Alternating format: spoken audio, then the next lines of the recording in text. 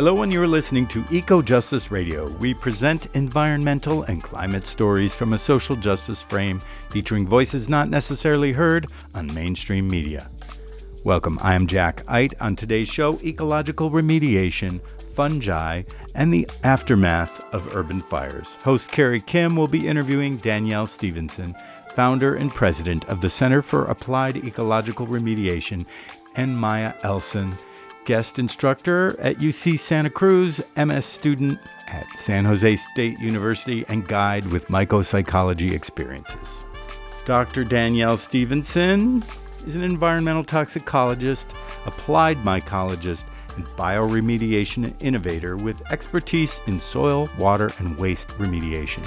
She has led community, academic, and governmental partnerships to develop accessible soil testing programs and develop and implement nature-based cleanup strategies, including plant fungal remediation models. Currently, she leads research and development on fungal-based plastic degradation while advancing scalable bioremediation solutions for polluted sites.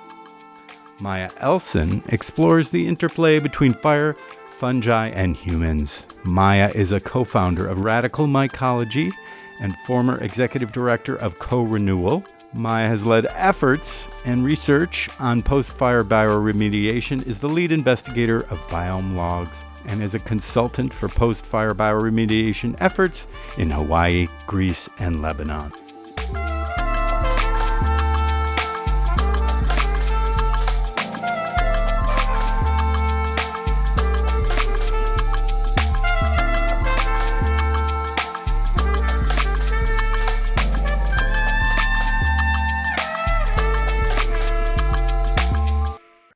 Aloha, this is Carrie Kim. We are grateful listeners today to have Danielle Stevenson, founder of Center for Applied Ecological Remediation, and Maya Elson, co-founder of Radical Mycology, joining us today to talk about ecological remediation, including phyto and myco remediation for fire resilience, post-fire restoration, and remediating toxic sites so they can once again thrive and benefit life. We thank the Tongva ancestors for their continuing presence, legacy, and relationship to this region. Our show comes to you from the ancestral homelands of the Tongva and all of their relatives. We invite you to join Indigenous-led projects, actions, and causes to ensure the continuance of Indigenous peoples, their homelands, and lifeways for future generations. Volunteer on Indigenous regeneration projects, donate to Indigenous causes, and the Land Back movement. Reach out to local tribal councils and uplift Indigenous peoples wherever you live. Welcome, Danielle and Maya. We are so grateful to have you both on the show. So happy to be here. Thanks for having us. Mahalo for the diligent and inspired efforts that you're both engaging and offering to restore our connection to fungi, healing ourselves, and restoring the natural world. Ours is a time of great potential, of embracing traditional, indigenous, and natural ways to heal the earth. With every crisis, we can move further in the direction of our ancient future, to live in sacred reciprocity with the ancestors of the lands and nature. There are roughly 500,000 brownfields, or industrially contaminated sites in the United States. About 90,000 of them are in California. Our lifestyles, how we build, and the products we consume make urban fires like the recent Palisades and Eaton fires a legacy of toxicity. Heavy metals such as lead, organic contaminants including benzene, formaldehyde, PFAS or forever chemicals, and even radioactive waste can be part of the aftermath of urban fires. Pollutant-containing ash settles on soil and can eventually make its way to our waterways, rivers, groundwater, and the ocean. But this is not the end of the story. Perhaps it is the beginning of accelerating the potential of ecological remediation and turning to fungi, native plants, ancestral ways, and natural means to address remediation in place where possible. Rather than pass the buck of toxicity, typically to communities of color, now is the time to uplift ecological remediation and nature's own abilities to restore itself. Fungi and ecological remediation can transform the ecosystem from toxic inheritance to a legacy of health and vitality for all life. Danielle and Maya will give us glimpses into how we can use the present to become the future. Welcome. So, you two, let's start at the beginning. What is ecological remediation? Sure, I can speak to that. So, ecological remediation is working with nature and, cycles of succession and all the diversity in nature to address pollutants in the environment, but also to regenerate whole systems, whether that's a soil system or a bigger ecosystem. And so we work with fungi for sure, but not just one kind of fungi, but many different types of fungi, as well as plants, different types of plants, and bacteria and other organisms in a system to really address all the pollutants present and regenerate the system. So are you using bioremediation and ecological remediation interchangeably, or is there some difference between the two terms? That's a great question. So I think bioremediation refers to working with living organisms to address pollutants in the environment. I've been working with the term ecological remediation to mean that we're not just working with plants or just fungi or just bacteria, right? We're working to mimic ecologies and draw on ecological principles to to do the remediation. So I do think that ecological remediation comes from bioremediation, but bioremediation can be really specific, right? It can be like phyto, like we just work with plants. We just planted sunflowers and, that's the approach. Or even sometimes mycoremediation, where it's like we just put in, the oyster mushroom or another charismatic decomposer, and then we're done, whereas ecological remediation recognizes that, in nature, we don't really see like a single organism, a single kingdom of life. We see all these different kingdoms of life and organisms working together, like each creating food and habitat for the other, each playing a really important role. And together, like really that's all together and not individually, not alone is how I've seen in my practice, like the best remediation success. Well, thank you for that, for clarifying between bioremediation. It sounds like ecological remediation is really kind of more broad-based the way you're speaking about it. Yeah, and I think it's interesting because I don't know, I'm so curious, but I have the set. I think we both actually started with mycoremediation more specifically, right? Yeah. Yeah, absolutely. So like, But it was also, but I was coming from like a more, I think that this speaks to kind of that difference in the terminology too, is like, what is your goal, right? Like bioremediation can just be, another way of mitigating toxins so that you can keep going with business as usual. Whereas when I hear ecological remediation, I'm thinking about like, how can this be a part of healing a whole ecosystem and maybe shifting our relationship with it, ideally, Yeah. yes. Something longer term is built in there. Yeah. Yeah. And that was how I got into it, originally was through like micromediation as this, window into like a systemic change. But yeah. Makes sense that it would naturally morph and you both are evolving with the work, I wonder if you could, we always kind of have to go back to the beginning and it seems so basic, but so many people still don't know what are fungi. If you could define fungi, I think we always need to bring that up. Oh, well, I can do this one. So fungi, we take turns here. So fungi are not plants. They are actually more closely related to animals than they are to plants, but they're different than us in that they don't walk around. They tend to have one spot, which we call a substrate. It's habitat / food source. And from that place, what it does is they typically, not all fungi have mycelium, but most fungi have mycelium, which is the body of the organism. And then when you see a mushroom, that's, its fruiting structure. So that's the sexual reproductive organ where it shoots out spores that get picked up by the wind and hopefully get carried to a place where it can keep the life cycle going. What's amazing has how many different species. Well, they're fungi and fungi, but you both kind of use different ways. Yeah. Do you guys use them both, or it's just a preference? So almost it seems for people. I'm a fungal, so that's what Yeah. I Fungi. Yeah. fungi. So I'd like to share a quote from you, Maya, that was on your site, but I think it's very important for people to receive this. So fungi are everywhere, acting as agents of multidimensional transformation.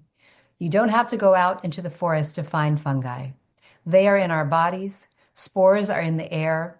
They are a part of the food we eat. They are so intrinsic to our existence that many don't even notice them. But people all over the world have been co-evolving with fungi for millennia. When we connect with these symbiotic processes consciously and build skill around developing these relationships, including within our own ancestry, we unlock the potential for larger scale, multidimensional transformation on social, cultural, psychological, and ecological levels. Quote from you, Maya. It's a pretty strong one. It's a good one. Yeah. Oh, thanks. So I wonder if you could share. I think you two are collaborating on a project, right? Yeah. So I wonder if you could share about this project. Yeah, so we are collaborating on a project through a newly formed SoCal Post-Fire Remediation Coalition. Yeah, this is really an effort to bring together people and organizations working around bioremediation and post-fire bioremediation to provide support and resources in LA area and Southern California post-fire. So we have co-renewal involved. We have my organization, Center for Applied Ecological Remediation. We have Mycelium Matters involved and a number of other amazing partners. And really, with this coalition, we're bringing together folks with energy, experience, different things that contribute towards this effort. So Co-Renewal has led some amazing post-fire mycoremediation efforts that I'll let Maya speak to a little more. And then from that, and I'll let Maya go into this, but there's been some evolution of some amazing different techniques there. And so this coalition, we're really working with mycowattles that have been developed by Co-Renewal to address mostly erosion issues, post-fire. Right. And we're working with some of the methods I've developed around ecological remediation to address contaminants in the soil.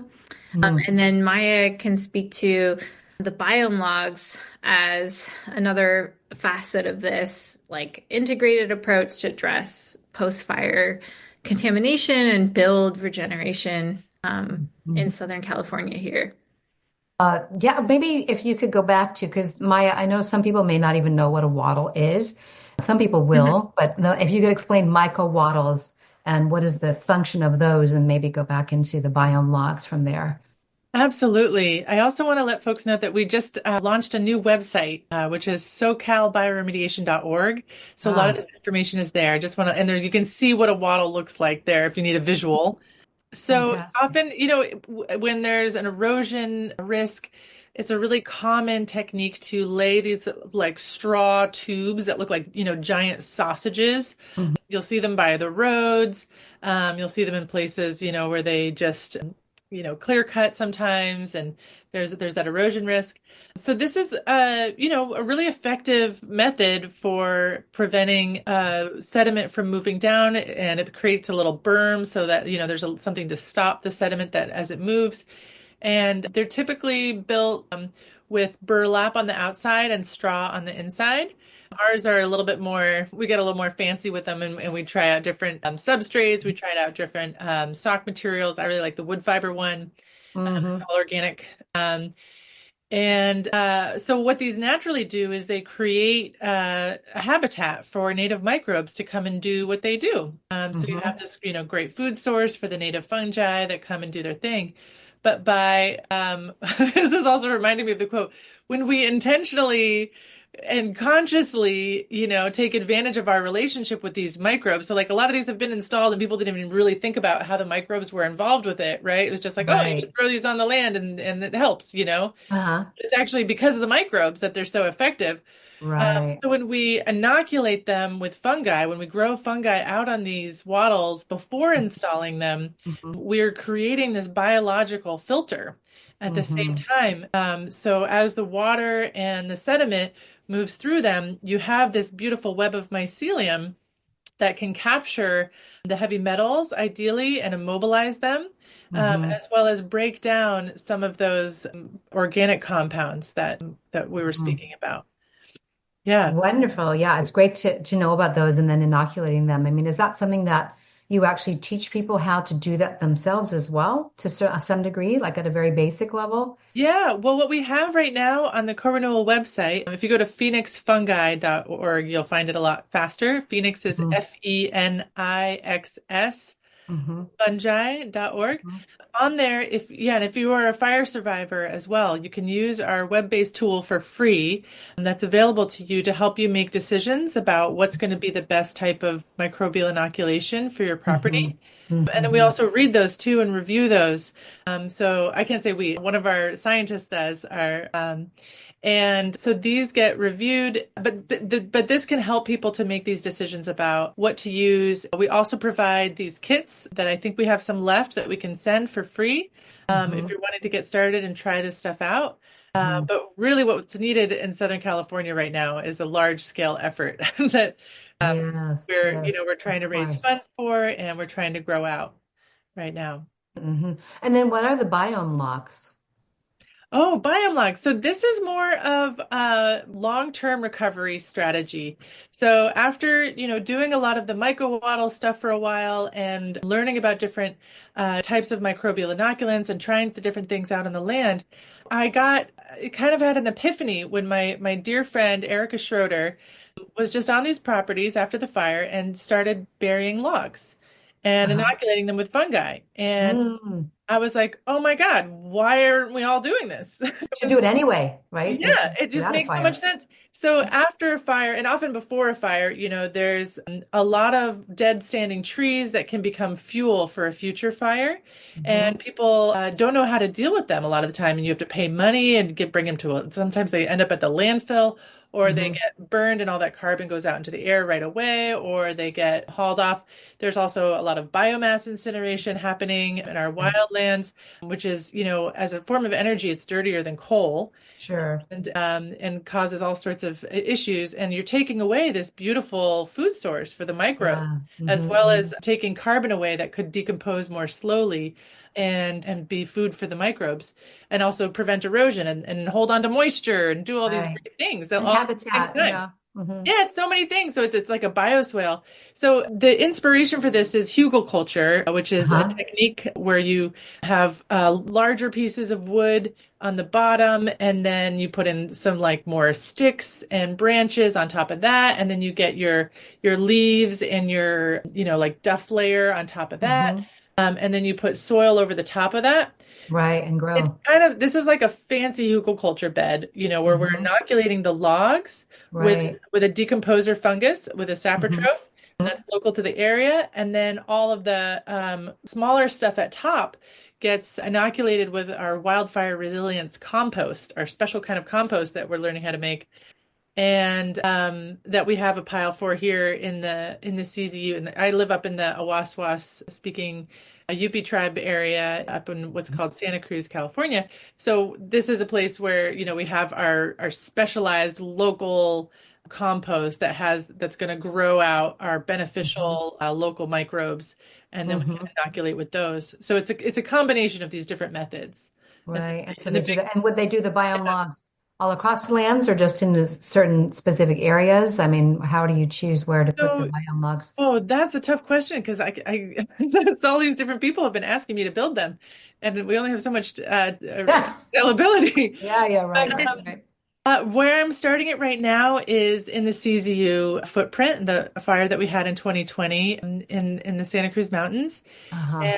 And what we're partnering with an awesome nonprofit called Santa Cruz Long-Term Recovery that helps Okay. people to rebuild their homes who couldn't afford to rebuild otherwise, and Uh-huh. who also can't always afford to do all the fuels treatments on their properties. Right. So we're building these biome logs beds to help them out, Mhm. as well as for our research project. Right. So you're collecting data on it to see what actually how it transforms the soil and how fast it brings back the fertility and et cetera. Yeah, exactly. So I'm going to be looking at soil moisture. I'm going to be looking at the microbial communities, like who's there, Mhm. what kind of volume, can we be decomposing? What's the decomposition rate? All these things, Right. heavy metals. And so, even after the debris removal happens, after they scoop up all the ash and everything from a burned down home, there's Mhm. often still some residual heavy metals on the property. And Mhm. so part of this is also to be able to mitigate some of that. Right. Wow. Well, we are going to take a break right now and we will be back to talk more about post-fire remediation. You are listening to Eco Justice Radio, a listener-supported media outlet. Please consider making a donation to ensure that we can continue to provide socially and environmentally driven content. Donations can be made at ecojusticeradio.org and socal350.org. For an extended version of this interview, as well as other benefits, we encourage you to become a member of our Patreon at patreon.com/ecojusticeradio.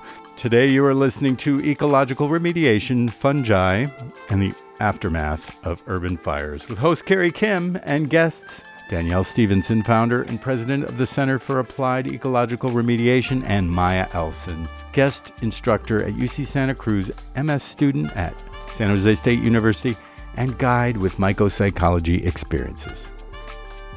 So thank you, Maya, for sharing about that, about the work that you guys are both doing on this kind of the SoCal bioremediation efforts. And very happy to learn about the biome logs and also the resources that you gave for people to go to.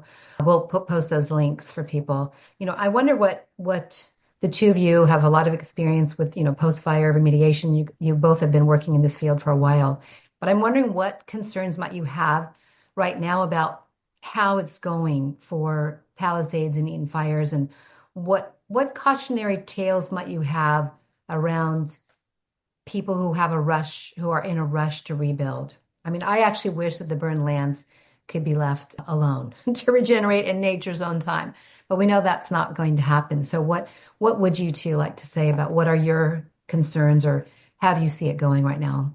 Danielle, do you want to address that? Yeah, I have so many concerns. There, Like, where do I begin? so many concerns right now about all of this. I'm concerned about the pace of rebuilding. I'm concerned about the lack of remediation and testing available Mhm. for most, people that have been impacted. And, there was data from a previous fire in Southern California that, 6 inches of topsoil removal was not enough for a third of sites. So, Mhm. that's concerning And to that me. is the standard of what they do, is it not? It's like a standard 6 inches, or Well, the standard, to my knowledge, is that they do 6 inches and then they retest. okay, And so in this previous example in Southern California, a third of sites that were retested after 6 inches were removed needed further remediation. And so that's kind right. of what Maya, I think, was speaking to, where they're like, there's often residual contamination left behind, even once like remediation Has been, yeah, being like just removing the contaminated soil has occurred. I'm also really right. concerned about where the contaminated soil and fire debris is going. I Yeah. heard recently that it's being sent to landfills in the region that are not hazardous waste landfills. They're not designed to be able to contain hazardous waste, and that's Hmm. really concerning. Meaning that it's seeping those toxins into water table and different, Exactly. And those communities are like, no, no, do not bring this toxic stuff here. And hmm. and still that's the plan. So there's a lot of really concerning stuff. And yeah, I'm really concerned too. I've been getting hundreds, I'm sure Maya too, like so many of us in this field have been getting like hundreds, thousands, I don't know, Of like emails, so right? many Or, requests. yeah. There's so much, there's just a lack of information and resources generally Yeah. happening. So people Mhm. like don't know They don't know what to where to do. turn, right? And they don't Yeah, or know where to where. Yeah. turn. Yeah. Yeah. And Yeah. that's really distressing, right? I can only Mhm. imagine, like for people who have lost so much and Right. are very scared. Yeah, that's really concerning. But So what do you feel is the best thing for people to do who are similarly concerned as you? What do you say for people in their advocacy around this? How can we, promote that there be more research or there be more resources devoted to ecological remediation? Like, what are the things that you guys see are necessary to actually instill this kind of change that we know actually needs to happen at scale, but it has to happen however we can help it to happen. Yeah, I think that we need to really examine all of the best management practices for FEMA and for the EPA. We need to not Mhm. gut the EPA, first of Right. all, Mm. yep. because their work is literally life-saving on so many levels and absolutely essential for so many different reasons. And especially in fire recovery, I don't think people are aware of like how important they are in terms Mhm. of making it so that people can rebuild and so that the properties get cleared and Right. so that's that would be my big priority. Yeah. Hmm. Danielle, anything to add to that?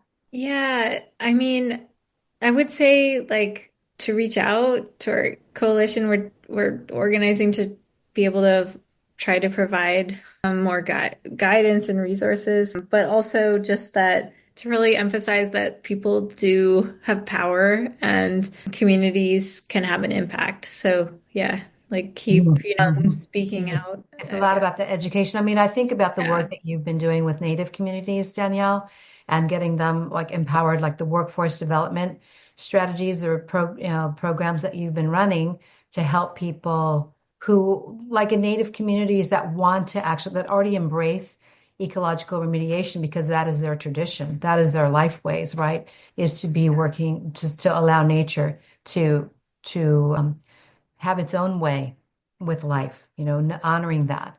So I wonder if you see that there will, I almost feel that in indigenous communities, they will actually be the leaders in this because they're the ones that will most readily embrace this way of Yeah. remediating toxicity. And we know that, in the land back movement and different things like this, that oftentimes the native communities will be inheriting land that has been made toxic. It's given back, Yes. but it's toxic. And they Yeah. then have to deal with it and deal with all the resources necessary to address the toxicity. Yeah, absolutely. And it's just not right. And it's not fair in any way. And there's a 3,000 acre sacred site just outside of LA that is just heavily polluted. And yeah, we were collaborating with the Quiche Nation on, bioremediation pilot with native plants and fungi. Hmm. And, that was just canceled Oh, you mean the funding recently for it? with some of these, it's just par for the course. But yeah, but I'm definitely still out there and, co-renal too and Maya, I know, trying to share skills. And so, yeah, Right. I've been running bioremediation workforce development programs with youth, with LA high schools specifically that are near contaminated sites. And Mm, there's been some high schools that have been impacted by the fires in Altadena right, and other right, areas that have reached out. Yeah, so really the only barrier is just funding to run those programs. And right. otherwise, yeah, we've been running these same workforce development programs in communities impacted by pollution to really share these skills and like we always tie them with a pilot project so that there's an opportunity for experiential learning and like hands-on learning. And Mhm. I cannot tell you like the just overwhelming response from folks in these programs, whether it is like a tribal community or a environmental justice community or a high school community where just they're like, I didn't know, like I was so overwhelmed and, in despair essentially about all the Oh, pollution, all these hmm. problems, and I didn't think I Right. could do anything. And now it's like They you feel really empowered. see, you learn exactly, it's so empowering. You see in such a short time the impact of your actions. Like that, Hmm. like getting involved, you can make such an impact in a really short time, even though generally these processes they take time, right? Like Right. they have their own time scales, but when we lean in to support them and Mm-hmm. support the ecologies and the fungi and all that's happening, it Mm-hmm. can happen a little bit faster, and the regeneration is visible and tangible and beautiful and measured in like reductions in all these hazardous contaminants, but also in like what you see. You see a formerly pretty desolate site that maybe was like there was so much loss associated with it, or despair, or it was like a blight being transformed into like a space of beauty, and that's a really powerful thing. So, Right. yeah. Well, I think about the Taylor Yard project, the rail project that you had worked upon was a brownfield site, right? Part of your research study. And you talking about after, 3 months, you have what, a 50% reduction in some of the toxic contaminants that were there. And then Yeah. by a year, right, it was almost undetectable. But just Yeah. the fact to see butterflies, to see pollinators, to see life returning to a site, I mean, that's inspiring to anyone, I think. Yeah, you came to the site, right? And so it was Yeah, we like helped out at I this don't know one. if you remember, but like the soil was black with oil. Like you could smell the oil. It was so hard to dig. We had to rent a hammer drill to be able to dig in the soil. Yeah, it was really done. I actually went by Taylor Yard a few days ago, and we took out everything that we put in. That was part of our permit and our agreement with the city Hmm. who owns the site. And yeah, we took everything out, and I went Hmm. back the other day, and it is like a native plant nursery. It is just like Wow. So it's, that's yeah. what I mean. It's like when you lean in and support the regeneration, and often fungi, I think that's why I became so into fungi, but they're often able to kind of kick off a cycle of regeneration because they can break down really complex stuff that's really hard to break down. And Hmm. once they start breaking that down, it creates food and habitat for all these other, bacteria, other fungi, plants can come in, the soil improves. And, so really, it was so cool to go back to the site. Well, I guess it's been over a year. And yeah, just to see it just blooming with native plants, and the soil was like rich. It's dark, but not with like oil, but Hmm. with, like Right. life. Yeah. I wonder if you could talk about that relationship, and Maya, you can weigh in here too, just about how the fungi are actually doing this. I mean, you talked about the decomposer fungi, but I wonder if you could talk about some of the different basic forms of fungi that are important for listeners to understand, whether that's mycorrhizal or it's the arbuscular, like mycorrhizal, or the decomposer fungi. Like, just what is the way that the mushrooms actually work to break down, and then what is the symbiosis with plants? Because I understood from you, Danielle, that it's not actually the fungi that breaks down the like lead per se, but it helps the plant be able to uptake that lead, and then you have to remove the plants, right? Eventually, maybe if you could just refresh on that so that listeners understand the process and how the plants also work together with fungi. Yeah, I'd be happy to talk about that. And just something to tag on to what Danielle was just saying. I mean, there are and about ways that folks can help out is like we do have volunteer meetups, and there are ways that people can get involved. There's also, something so beautiful about being able to see something like what you were talking about, Danielle, like see that transformative process, like right now, especially more than I've ever felt in my life, I just feel so overwhelmed by all of the sadness and all of the terrifying, fascist dictatorship happening, all of these things. And there's a lot of doom and gloom, but getting your hands in the soil Mm-hmm. and interacting, when you go down to the micro scale, Right, work on right, that level, you can right. get powerful. Yeah. Yes, yes, You yes. can really make a difference. So I just wanted to say, and I want to make a plug. There's the Replant the Forest Festival. That's Hmm. a way for people to both party and have fun and connect while doing ecological restoration projects. Yes, well, we'll put the link on that with your show as well. So I just had to say that before, and now I can talk about groups of Go fungi. ahead, please. So we've got fungi have a multitude of different ecological roles. There's yeasts, there's molds, there's, these guys that are in the water. We have the incredible marine fungi. We have the ones that live inside of bodies. We have all these different roles. But for mycoremediation specifically, for cleaning up toxins, a lot of what we work with are either saprotrophic fungi or mycorrhizal fungi. And I'm going to let Danielle talk about arbuscular mycorrhizal fungi because she got a PhD in it. Let her take that one. But I can say something about the saprotrophic fungi, which are the decomposers of the world. So if you think about, when you see a mushroom growing on a log, what's happening there is the mycelium is breaking apart the hydrocarbon molecules in there. So most wood is, most plants are made out of, a combination of cellulose and lignin. And so different fungi will specialize in different aspects of that decomposition process.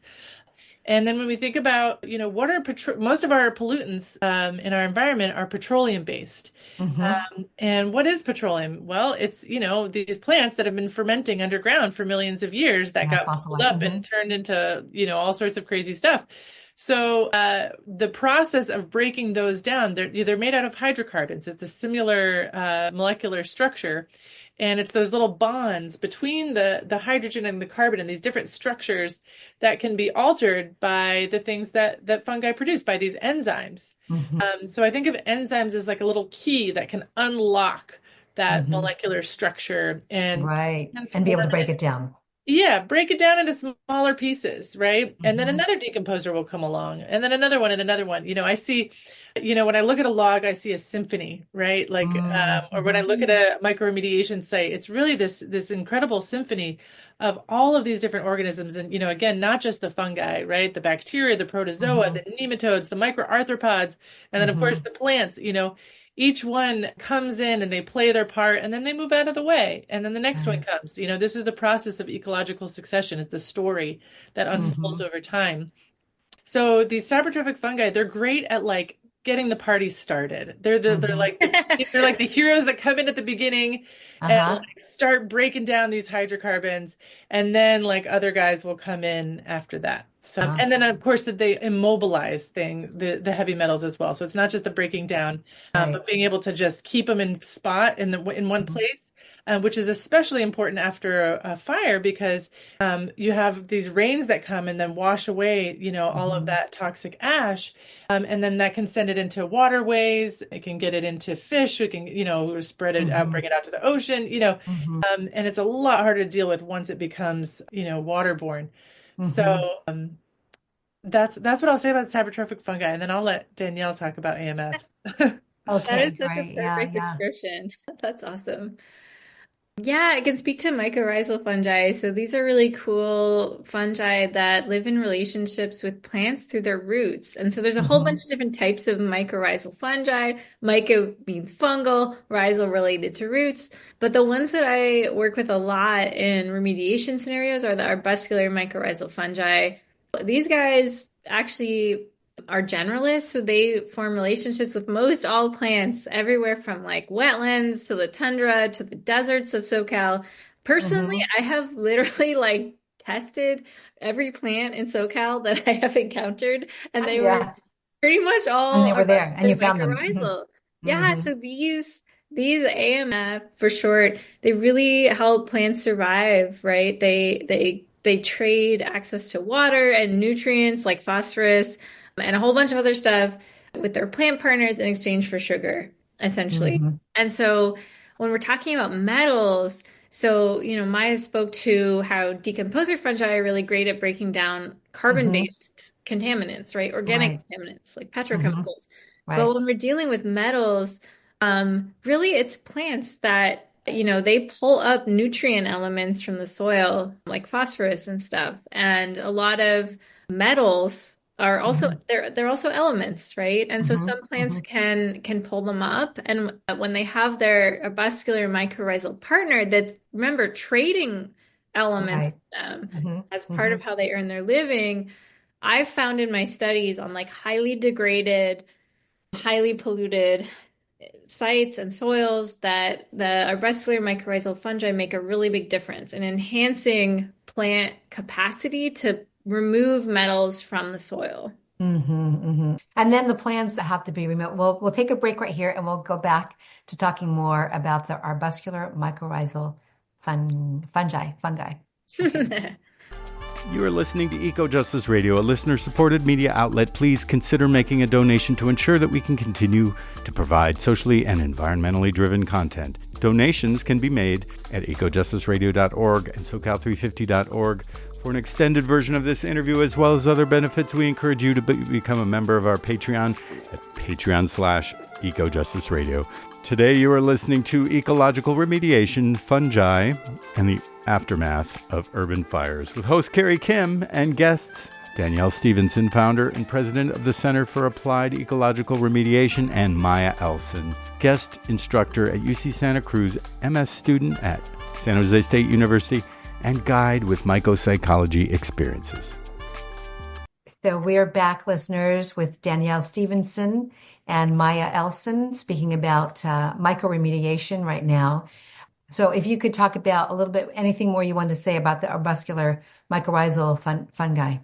Yeah, whether it's a ecological restoration project or a remediation project involving, plants and stuff, arbuscular mycorrhizal fungi will really help plants survive in really poor soils and toxic soils. You see a lot, like huge mortality rate of plants planted when they don't have their underground fungal community supporting them. And so it's really important. You shouldn't have to really introduce arbuscular mycorrhizal fungi to a healthy site. But when we're talking about remediation, post-fire stuff, really degraded and contaminated sites, they've often been, killed or reduced. Right. And so it's really helpful to make sure that these arbuscular mycorrhizal fungi are present to support plant growth, which of course, plant roots are an amazing source of erosion control, right? And so much else. So it's just part of that overall approach where we're reducing erosion, we're dealing with these metals which don't break down like organic contaminants. Right. So really have to either stabilize them in fungal biomass or in, plant roots, or get them extracted into plants where you can then remove them from the site. So when you remove the plants from the site, what happens to the plants? Because I thought I had heard somewhere from you that the plants are reduced to also ash, the ones that have pulled up the lead or the heavy metals.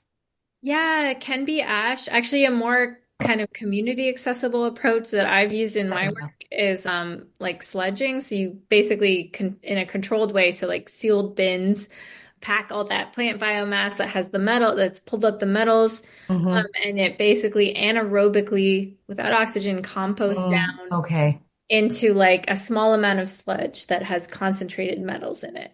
Got it. But you also said that some of those metals could be reused. That was interesting to me, that sometimes the precious metals could be reused for batteries or electronics or something like that, that there could be repurposed.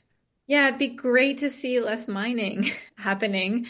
And yeah, you theoretically can, and some companies, this is being done in some places where you re-extract those precious metals and reuse them. I've been exploring extracting the metals and then creating biofuel out of the plant biomass. There's so many other things we could do. We're just kind of limited by, I guess, funding and creativity and, creating a more circular option here. But I really like to emphasize that, because sometimes people get hung up on this point that you still have this byproduct. But the thing with metals is, again, they don't break down generally. So once we've polluted land with metals, we have to, I think it's good to reduce the harm caused by them, right? Because they're very hazardous. And instead of digging up all that soil that has the metals and dumping it in Utah on a tribal reserve, I think it makes a lot more sense to work with plants supported by fungi to extract the metals into the plants, compost down the plants in a controlled way and contained way, and then end up with just a very small and concentrated amount relative to what it would be otherwise, or just relative to dumping it at a landfill somewhere or one that's not even for hazardous waste. Exactly. We can romanticize about ecological remediation. Of course, it sounds so good, but I remember in our past interview, Danielle, that you had mentioned about the challenges with scalability. I wonder if you could both address that, like whether it's water and irrigation necessary for the fungi. What has changed, if anything, in making it more feasible to do anything at scale? Or is it more a matter of this has to be done in like a hyper local way? I mean, how to deal with this?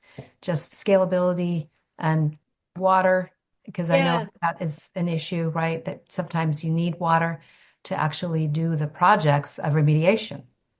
Yeah. And so, I mean, it makes sense to try to time with the rains if you can. And then you don't have to worry about that. But actually, Maya and I were talking about this earlier. The scalability thing, I think there's a real need to build local capacity and resources for bulk mycelium production of native Hmm.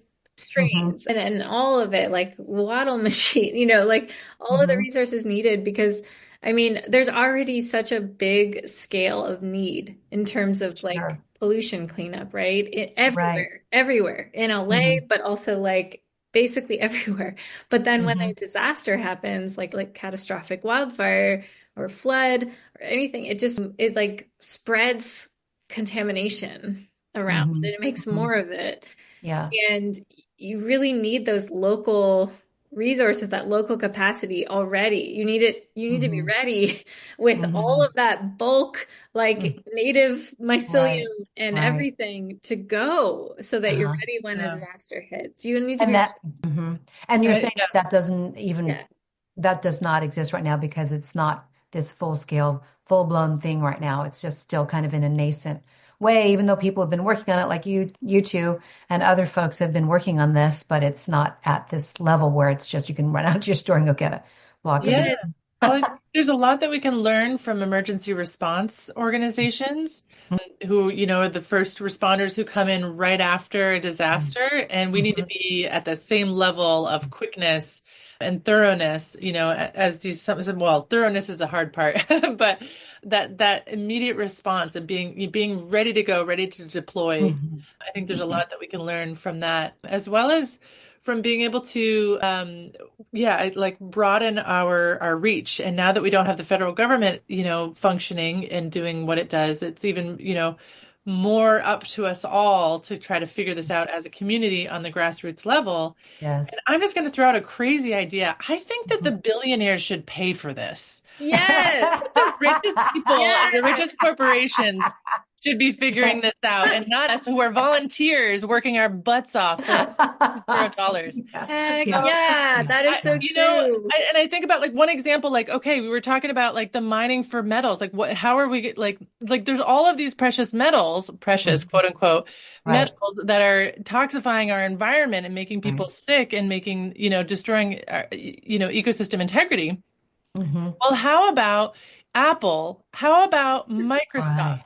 How Right. about these multi-billion-dollar companies Mhm. who literally get that money through slavery? There are more people enslaved now than there were Mhm. in the 1700s. There are people, thousands of people being held at gunpoint, being forced to destroy environments and ecosystems and Mhm. mine for these metals so that Right. we can have all these computers and phones, Mhm. you Mhm. know?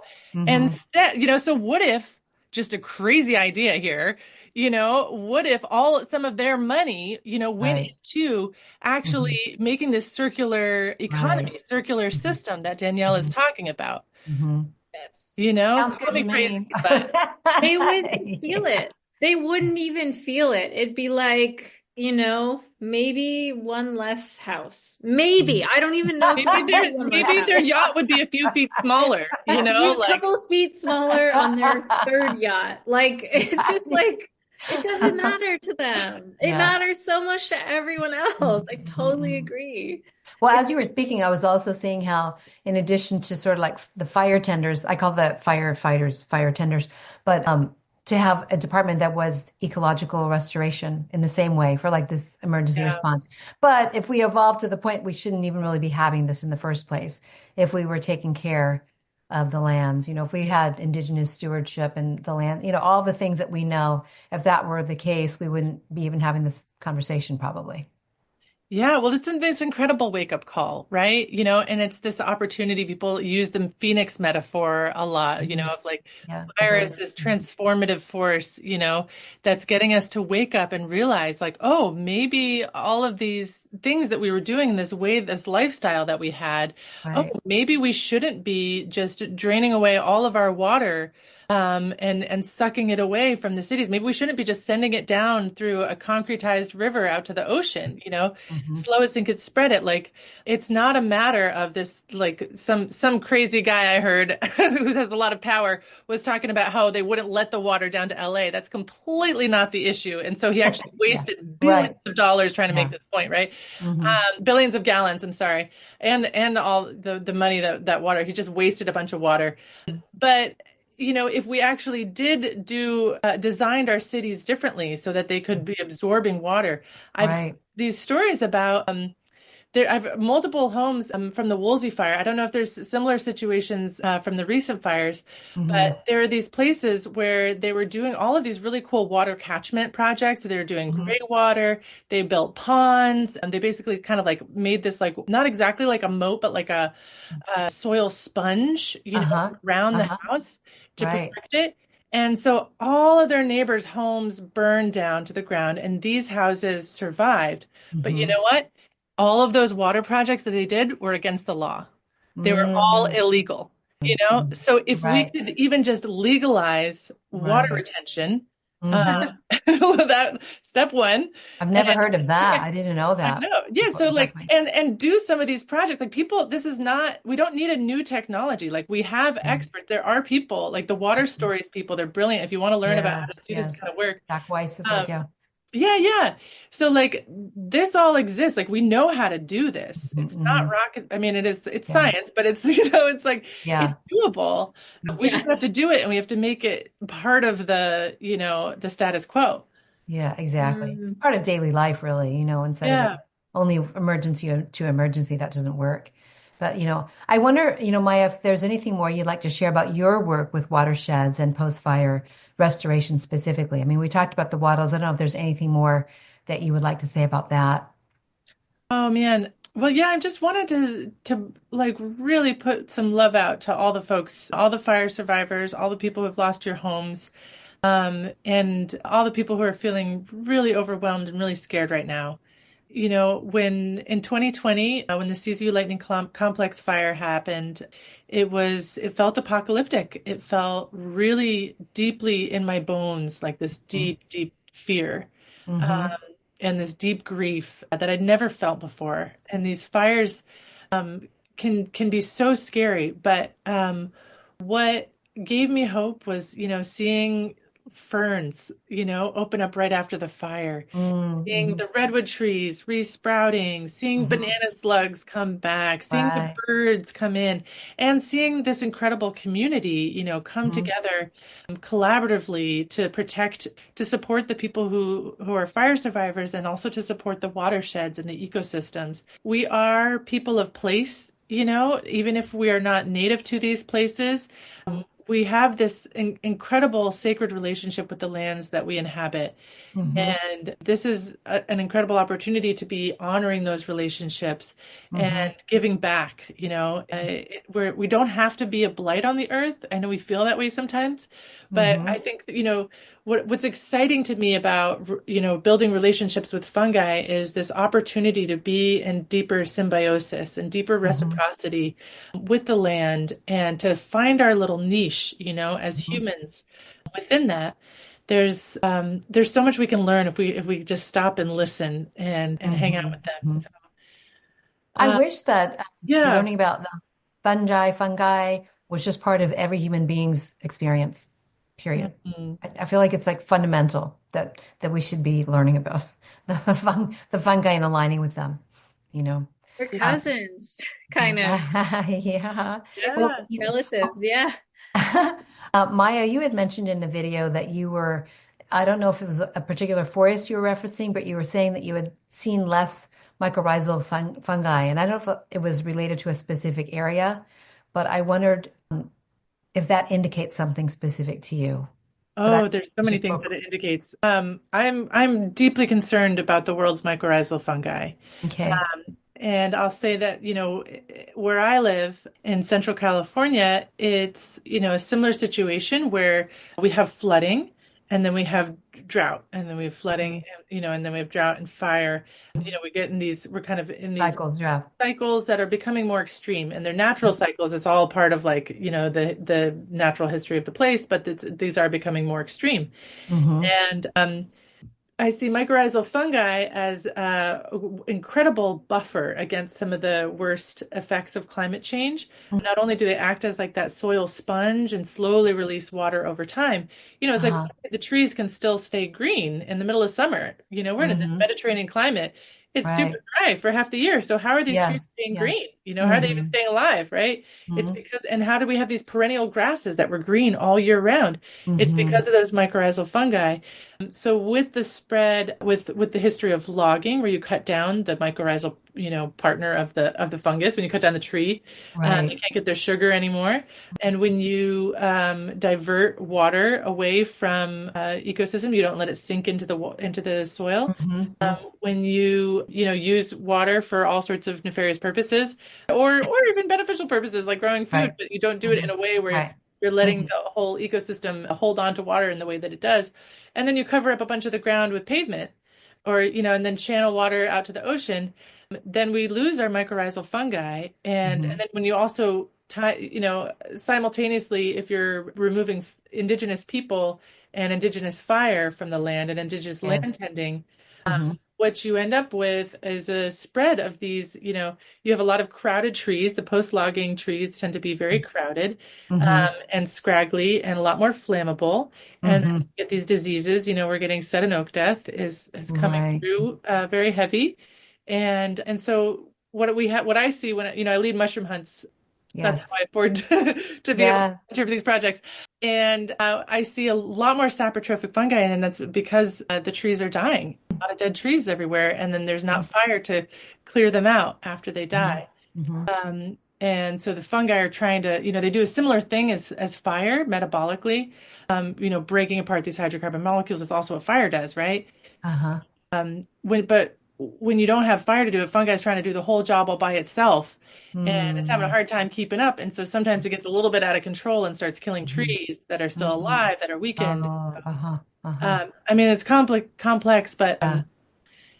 it definitely makes me concerned for the mycorrhizal fungi for sure. Right. But there's so many things that we need to do to support them, as you said. You just enumerated so many ways, the indicators and why that is. So what would you advocate for people, just like the ordinary person, to support the mycorrhizal fungi? Hmm. I think bring back the soil sponge on their own, wherever they are inhabiting the lands. I Being would say aware of them in the protect our first place. public lands. I mean, Yeah. that's number one right now. Our national parks are at risk. All of our national forests are at major risk. It's just this free for all with all of the rich corporations going after all of our Hmm. taxpayer funded and Hmm. owned, public lands. Hmm. So I would say let's keep them from getting logged. Top Hmm. priority. But if you could do one thing, oh, and if I might add, the Fix Our Forests Act is in the Senate right now, which it's a bit to get into, and I know we have to wrap up, but a lot of these legislations, we also have the emergency declaration from Governor Newsom recently that are pushing for these types of fuels treatments that are really logging focused and thinning Hmm. focused rather Hmm. than prescribed burn and home hardening, which I think should be more of the priority. So Hmm. reaching out to your legislators and pushing for home hardening rather than thinning projects, I would definitely support.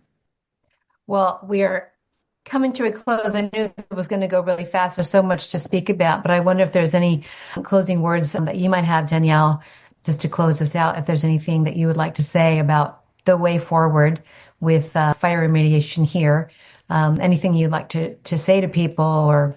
Just an invitation to, connect with us. Like, yeah, we can share the website and there's opportunities to be involved. There's opportunities for us to work together if you have a site that's been impacted by fire. Yeah, just let's connect and, build this together for Southern California. Yeah. And to know that regeneration is possible. There's so many things happening, but at the same time, I mean, we have to continue. We know that. That's why Yes. we're here. And a lot of these things are happening for us so that we can engage these grassroots efforts and come together. I mean, there is a great opportunity to unify around the diversity that's needed to heal the earth. So thank you both for the incredible work you're both doing. Listeners, definitely check out the links that we will have for Maya Elson and Danielle Stevenson and engage yourself in the healing work of our times. All right. So great to meet you. Thank you so much. Thanks, Carrie, and likewise. Thank you to our guests, Danielle Stevenson and Maya Elson. And thank you to our listeners for joining us. This has been Ecological Remediation, Fungi, and the Aftermath of Urban Fires. For an extended version of this interview, become a member of our Patreon or visit our website at ecojusticeradio.org. Please connect with us on social media at EcoJustice Radio, SoCal350, and Wilder Utopia. If you like what you've heard and you want others to be informed, subscribe and share the episodes and help us continue our efforts by joining our Patreon or making a tax-deductible donation to the show at ecojusticeradio.org or socal350.org.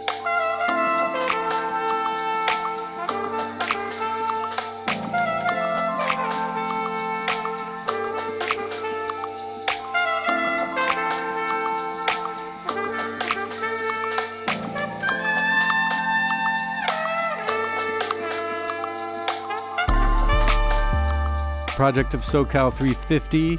The show can be found on all major podcast apps and at ecojusticeradio.org. Executive producer, myself, Jack Ide, co-host Carrie Kim, and engineer and original music by Blake Quake Beats. And until next time, remember, the power is yours.